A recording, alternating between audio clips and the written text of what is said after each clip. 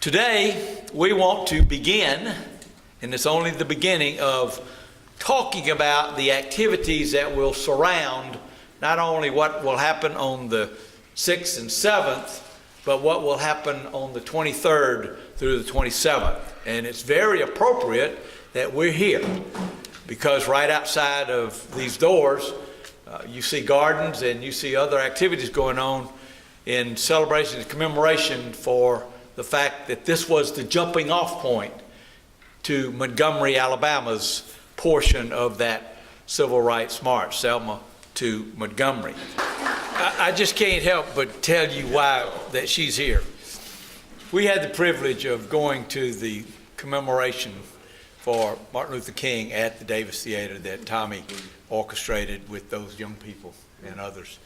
And we were so moved. It was so powerful that I went back and had a conversation with Anita Archie, who has been the overarching person to pull this together. And great minds must work alike, because she said to me, why don't we get Dr. Stewart to coordinate what's happening at the Capitol steps on the 25th at the end of the commemorative march? And that's what she's here to talk about. Thank you so much.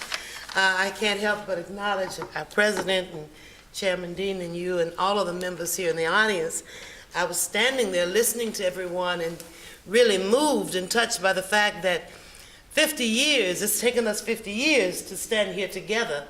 It's taken us 50 years to have Chairman Dean over the county and open doors for the first African-American fireman, chief of police, and so many other positions. It's taken us 50 years to acknowledge that a woman of leadership can head up Alabama State University. It's taken us 50 years to stand here together in a place that's now going to have a museum so that our young people can learn. Yes, we do need all of the community to take place and join hands and march and come off of the porches, as Minister Cobb told me. She said, I remember people got off of their porches. They were sitting looking, and they got up and just left their houses and walked. And I talked to Dr. Gwen Patton. She said, oh my God, they say it was 25,000, but by the time we reached the Capitol, there were at least 50,000, because the children, the students, the community, everybody came out together. The idea was, as it was in Mississippi, where I'm from, and a child of the movement there, that things needed to change, that things must get better, that we must all acknowledge that beloved community that Dr. King talked about, that it's time that we respect one another and acknowledge that we have a gift to make a difference. So yes, we hope to make a lasting impression, especially on our young people when they reach that Capitol step. We want them to walk away saying not only that we had some good times and we heard great artists like they had back then with Harry Belafonte and Peter, Paul, and Mary. All of these folk came on board. Sidney Poitier, I remember seeing them when they came to Mississippi. So I know that they were here, and Dr. Patton has already confirmed that for me, because I was not in Montgomery at the time, but we were glued to our little black and white televisions. And I tell you, we were a praying nation at that time.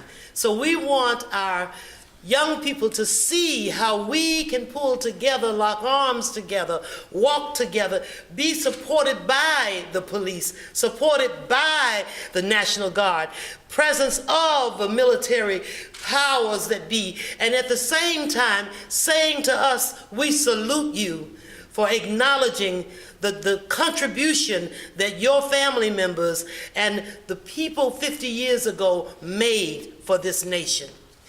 On the steps, we will hear the voice of Dr. King's own daughter, who's the only surviving daughter. Yolanda, I knew her well, and she's gone on. But she will speak that day. And we want to make that an impressionable moment for her and for everyone witnessing the program and the atmosphere that once we get to the steps. Now, it was very clear that 50 years ago, we could not be on the steps. There was a flatbed truck.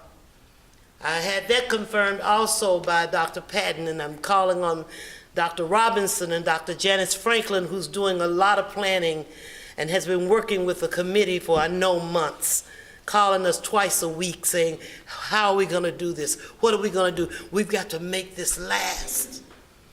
So yes, we want to make it last because Montgomery, Alabama is the cradle of the change, the birthplace of the movement, the place where Rosa Parks sat down for the bus boycott, the place where so many changes that affected the rest of the world happened right here. So on that 50th anniversary day, we want to leave a lasting impression of love, of hope, of peace, and of leadership. Let me now introduce another leader. The one and only, and going into his 13th year in the legislature, the minority leader in the legislature, in the Senate, the one and only powerfully, I call him my handsome son, a young man with a vision and a heart that's doing just what you called on, Chairman Dean, just what you said, Dr. Boyd. He's doing just what we need all of our young people to grow up and do, and that's stand for something or fall for anything. Senator Quentin Ross. Good morning. Good morning. I don't get awestruck about much, but I can say that this is an awe-striking moment for me. When you mentioned, Dr. Stewart, the words of Dr. King in his writings talking about a beloved community, this truly is representative of a beloved community. And of course, as I sat and listened to all of the speakers, and Mayor, and acknowledging President Boyd and Chairman Dean, I'm reflecting on when I talked about good friend Representative Holmes, and he realized I was doing something with the march, and he asked me, was I on the bridge? And I had to remind him, I said I was born in 68, not 65, and so basically we got a little understanding. But listen, the collaborative effort between the city, the county, Alabama State University, the school board, and all of the individuals and nonprofits in the city of St. Jude coming together for what, the eyes of the world are going to be watching us. But more importantly, our young people are going to be watching us. And as an educator, I feel that this is an awesome, teachable moment for our students. And so to be engaged with the city, and I thank you, Mayor, for the opportunity, has been so fulfilling to me and Anita Archie, to work on what we consider an experience of a lifetime for that week of spring break when students will be out of school. And thank you, Superintendent Allen, for giving us the opportunity. We have some 200 students that will embark upon an experience, a real life experience, up close experience. And I want to thank Dr. Robinson and thank Dr. Franklin and the center for helping us frame it, because what people don't understand is that youth were a major part of this movement. And our young people have to understand the power that they have in order to shape any issue and to change the world, because it was the youth that helped propel this movement to the forefront. And so they will have the opportunity between the 23rd of March to the 27th to have real life experiences starting in Tuskegee, learning about Sammy Young, who could be coined as one of the first young people to be killed in this idea of shaping our movement. And they will learn about that history in Tuskegee and visit places where marches and organizing took place. And our own Dr. Gwen Patton, who was there, and the SGA president, who was a part of the movement, will be able to engage our students about that experience and how it moved to Montgomery. And then the students will also be able to go on to Selma to deal with Mr. Nolan Hobbs, who was a 16-year-old at the time that participated in the marches, and talk about his experience being in school and the way that they were treated, and visit the various places in Selma so they can see it and feel it. It's all about the teachable moment. And then what will happen is we will come and we will have a reenactment on the 25th. And they will have a breakfast on the 25th and have our own Brian Stevens speak to them at this breakfast and talk about equality.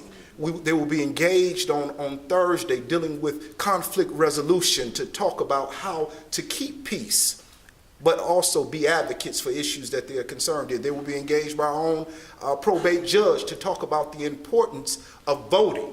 So this is a teachable moment. And so we're asking all hands to be on deck because, yes, the world will have all eyes on Alabama and Selma, but our children will be watching what we do. And if they're going to carry on for another 50 years, it's our responsibility to teach them. And so I'm just proud to have this opportunity to work with the young people. I mean, and we have so many organizations and people who are donating and participating. And let's make this a grand occasion so that we can teach our youth what this movement is all about and ask them to propel this movement forward.